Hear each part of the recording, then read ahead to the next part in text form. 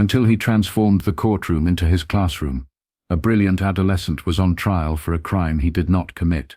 Omari Ganes never truly conformed to the stereotype of a typical adolescent. During the afternoons, he was buried in textbooks, solving equations that left even his instructors perplexed, while other children his age were engrossed in video games or browsing through social media. He resided in a tranquil working-class community in Cincinnati, Ohio, where everyone was acquainted with one another. Sharon, his mother, worked extended hours as a nurse, while Terence, his father, transported vehicles across the country. Consequently, Omari spent the majority of his time alone. However, that was acceptable. He possessed his literature, his online courses, and his aspiration to become an aerospace engineer. In contrast to others, his mind functioned differently, recognizing patterns in the midst of disorder and deconstructing intricate problems, in a manner reminiscent of a mechanism designed for a single purpose: problem-solving. Omari was not only intelligent, he was exceptional. The type of students that professors invite to deliver guest lectures, the type of pupil that college recruiters competed for. At the age of 17, he received full-ride scholarship offers from Georgia Tech, Stanford, and MIT. However, he had not yet reached a conclusion. He was still considering his options, determining which program would provide him with the most challenging experience. He was not seeking simplicity. He aspired to grandeur. He was still grounded and humble, despite his intellect. His success was never flaunted, nor was his talent ever boasted. Nevertheless, he employed his abilities to assist others. After completing his own assignments on Mondays, Wednesdays, and Fridays, he would proceed to the Price Hill Public Library to provide tutoring services to college students in the areas of calculus, physics, and programming. Despite the fact that some of these students were 5 to 6 years older than him, they listened to him as if he were their professor. Omari had just completed a tutoring session that had been slightly delayed on this particular evening. Jordan, his final pupil, was on the brink of abandoning his engineering studies due to his struggles. However, Omari observed a change following a 2-hour examination of fluid dynamics. Jordan departed with a determination that was absent from his arrival. Omari was filled with pride at these moments, not only for his intellect, but also for the potential it offered him. He was unaware that the evening would transform everything as he packed up his belongings and emerged onto the dimly lit streets. However, the serenity was interrupted by the sound of squealing tires as he turned onto the main road. Omari had scarcely had the opportunity to comprehend the sound before red and blue lights flashed behind him. A police cruiser arrived rapidly, halting only a few feet away. His heart did not beat rapidly. He was unable to recover his breath. Not yet. This was not the first instance in which he had observed law enforcement in the vicinity. He continued to stroll, his hands in his pockets, and his knapsack slung over one shoulder. Then, a voice emerged, sharp and authoritative. "Hey, you are wearing the windbreaker. Please halt immediately." Omari turned, his eyes aglow in contrast to the blinding headlamps. As a Caucasian officer exited the vehicle, the weight of authority was evident in his every step. Under the street lighting, his badge shone. Dale Wickham. Omari halted, his mind already mulling over potential scenarios. He was not engaging in any illegal activities. His identification was placed in his pocket. His work agenda was contained in his knapsack. He even had tutoring notes that bore Jordan's name. He maintained a composed and deferential demeanor. "Officer, is there an issue?" Wickham declined to respond. He assessed Omari as if he were examining a suspect, rather than a child who was returning home. "From what country are you traveling?" "The library. There, I serve as an instructor." Wickham, who was dubious, inclined his head. "At this particular hour, it is only 9:30. Wickham advanced. His companion, a junior officer, whom Omari had not previously observed, remained by the vehicle. His demeanor was not combative, rather it was reserved and attentive. "You are consistent with the description of a suspect who committed a robbery earlier today. It was located there." The snare. Omari was aware of the plan. He had observed it occur previously, to acquaintances and neighbors. Vague descriptions. Unsubstantiated allegations. A law enforcement officer seeking an effortless capture. However, he was not planning to participate in it. Omari stated, "I am unaware of any information regarding robberies. You are welcome to verify my identification. I was at the library." He proceeded at a leisurely pace, reaching for his pocket. "Refrain from moving." Wickham's voice resonated throughout the street.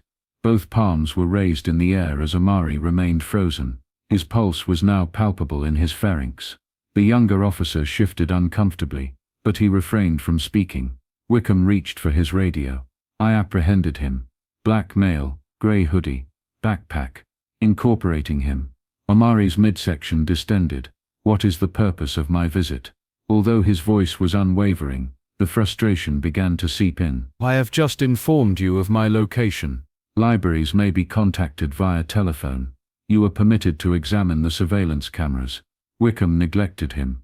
"Revolve. Hands behind your back." Omari took a step back, not in resistance but in awe. This was occurring. "Sir, I did not take any action." Wickham apprehended him. He was nearly thrown off his feet by the forceful tug. Before he could utter another word, frigid metal encircled his wrists in a taut, unforgiving snap. Omari inhaled deeply. He could perceive the glow of a phone screen, sense the presence of individuals observing from windows, and observe a veranda across the street that was recording. However, none of that was relevant at this time, because, regardless of his intelligence or innocence, he was scheduled to be incarcerated tonight. However, Wickham was unaware that this would not be a straightforward apprehension. Not at this time. Silence prevailed during the journey to the Hamilton County Justice Center. Omari sat in the rear seat, his wrists bound, his mind whirling at a pace that exceeded his emotions. He was aware that panicking would not be beneficial. He was obliged to contemplate. Wickham stated that he comports with the description of a suspect. False. It was impossible for them to have a genuine suspect if he was apprehended without being questioned, and they would have presented the evidence by now, if they had it. Therefore, what was the strategy? Arrest him without difficulty, submit inadequate documentation, and anticipate that he will enter a guilty plea to prevent a protracted legal dispute. Omari exhaled very slowly. Not occurring. Wickham extracted him from the vehicle, upon their arrival at the station, and escorted him inside. The room was characterized by a pungent aroma of chlorine and perspiration. Fluorescent lights blinked in the sky. He was scarcely noticed by a desk sergeant who appeared fatigued, as he proceeded to input a message into a computer. The sergeant murmured, "Charges." Refusing. The voice of Wickham was casual, as if this were a routine matter. There was a potential connection to a robbery. Omari fixed him with his gaze. For the first time he observed it. A fleeting moment of contentment. Wickham was delighted by this. The sergeant exhaled. "Are you holding or booking?"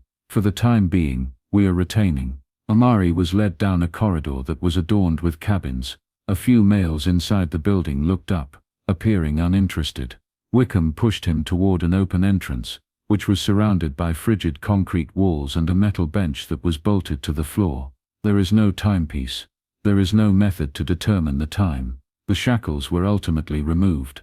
However, Omari refrained from proceeding. Wickham stated, "You are entitled to one call. Make it count."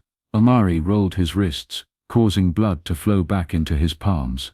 He then turned to Wickham, and performed an action that the officer was not anticipating. He grinned.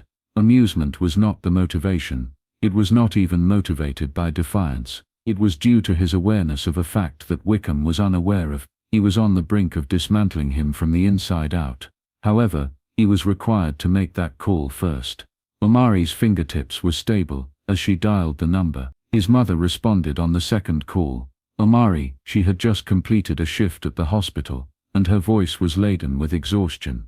"Mother, I require your attentive attention. I am currently incarcerated at the Hamilton County Jail. I was apprehended, but I did not commit any offenses." Drawing in a deep inhale. "What? Contact Mr. Randolph. Inform him that I require his presence at the crack of dawn." Mr. Randolph was not merely a litigator. He was a brute in the courtroom, a family acquaintance who had dedicated decades to the defense of individuals who had been railroaded by the system. Omari had encountered him at a community event years prior, and they had engaged in a lengthy conversation regarding the power of words, logic, and the law. Now, that discussion was about to yield results. Omari entered the courtroom the following morning, his wrists shackled in front of him, wearing an orange jumpsuit. His mother was already in the first row, her irises ablaze with wrath and anxiety. Randolph, who was attired in a sleek grey suit, was situated adjacent to her. He scarcely glanced at Omari before directing his undivided attention to the prosecution's table. Wickham sat there, skimming through his notes with a sense of entitlement. For him this was yet another straightforward case. Omari occupied the seat adjacent to Randolph. The lawyer approached him, speaking at a volume that was just audible. "They believe they have you, don't they?" Omari acknowledged. "They are incorrect." Randolph grinned. "Very well. Subsequently we shall disassemble this item piece by piece." The judge, an elderly white man with an inscrutable visage, entered. He cleared his throat, scanned the room, and adjusted his spectacles. "We should commence." The prosecutor did not squander any time. "Your Honor, the defendant was apprehended on suspicion of resisting arrest and robbery. He was consistent with the description provided by a witness who was present at the site." Randolph remained unperturbed, leaning back. "And what was the precise nature of that description?" The prosecutor hesitated. Randolph raised his eyebrow. "Proceed," read it aloud. The prosecutor cleared his throat, and proceeded to read from the report.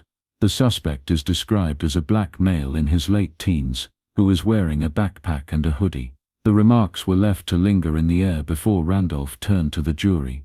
"So what you are implying is that the description could have suited half of the black teenagers in Cincinnati." The prosecutor adjusted in his seat. Omari did not flinch. They were facilitating his success. Wickham's mandible contracted, yet his demeanor remained assured. He had not yet come to the realization that he was about to be torn apart, piece by piece. However, that moment was imminent. Wickham assumed the podium with his shoulders erect, and his voice unwavering. He had previously executed this action. He spoke as if he was a man who was convinced that the system was on his side. He stated, "I apprehended the suspect because he matched the description provided by a witness at the scene." His hands folded perfectly in front of him. Randolph stood slowly, allowing the silence to linger before speaking. "Officer Wickham, are you certain about that?" Wickham maintained his composure. "Positive." Randolph agreed. "And you adhered to the established protocols?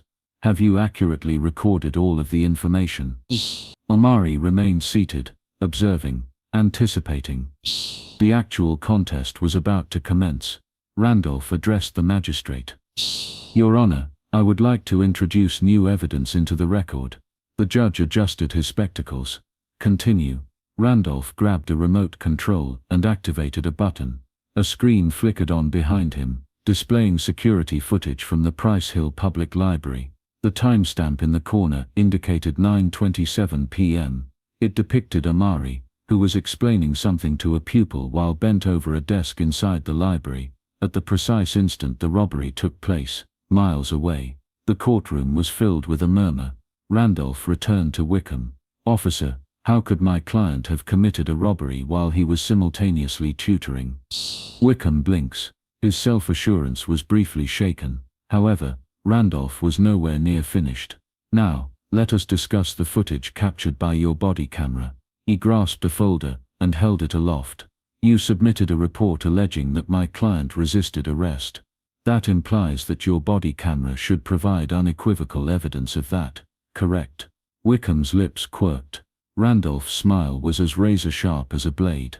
"Play the video." The screen underwent another modification. The body camera footage commenced. It depicted Omari standing still, with his palms raised and speaking in a composed manner. The video abruptly transitioned to darkness. A protracted, unnatural interval. Then it resumed, with Omari already in handcuffs and being pushed into the rear of the squad vehicle. Randolph directed his attention to the jury, allowing them to observe the situation for themselves. Then, returned to Wickham. "Officer, could you please explain the reason for the absence of a segment in your footage?" Wickham's posture became rigid. Randolph leaned in. "Officer Wickham, did you deactivate your body camera?" Silence. Randolph advanced gradually. "Because that is a violation of police procedure, is it not?" Wickham's countenance darkened, but he refrained from uttering a word. Randolph exhaled a brief contented sigh. "Your Honor, the defense is requesting that all charges be dismissed immediately." The judge's expression was inscrutable as he gazed at the screen. Eventually, he spoke. The charges have been dismissed. The courtroom erupted. Wickham's career fell apart in real time as he remained seated, immobilized. Omari stood, his wrists finally untied, and gazed directly at Wickham. "I informed you that I did not take any action. However, this was not the conclusion." Not yet. Omari exited the courthouse, the burden of the previous 48 hours bearing upon him. His mother's eyes were a combination of relief and subdued wrath as she tightly grasped his arm. However, Omari was not incensed. He was making calculations. Due to the fact that this was not solely about him, the cameras were activated. His name was invoked by reporters. However, they were disregarded by Omari. He had a more pressing matter to attend to. Randolph accompanied him, holding his phone. "Are you prepared to submit your paperwork?" Omari did not hesitate. Yes, Officer Wickham was not leaving this situation unscathed. The department was struck by Omari's lawsuit that afternoon. Arrest that is unlawful, inaccurate report, disobedience to police protocol. Subsequently, the genuine aftermath ensued. Wickham's body camera footage, or what remained of it, was extracted for examination. The segment that is absent, a deliberate manual termination, cover-up, false. Wickham was the subject of an internal investigation by the conclusion of the week. He was terminated by the conclusion of the month. Omari refrained from commemorating the occasion. He had not yet completed the task. Due to the fact that his narrative was not distinctive, there were scores of Omari who were unable to escape for every one who did. Accordingly, he rendered a determination. His destiny remained in the field of aerospace. However, he was now assigned an additional task. He established a scholarship fund for black students who have been falsely accused. Enhanced awareness of the issue of fraudulent arrests. I expressed my concerns regarding systemic bias. Eventually, individuals began to pay attention. He did not merely emerge victorious. He ensured that no other individual was required to engage in the same conflict alone. Omari Ganes had consistently demonstrated exceptional intelligence. However, he was now a force that the system would never forget. There is more to life than what transpires to you. What you do with it is the focus. If you are of the opinion that narratives such as this are necessary, please consider subscribing. Since the conflict has not yet concluded,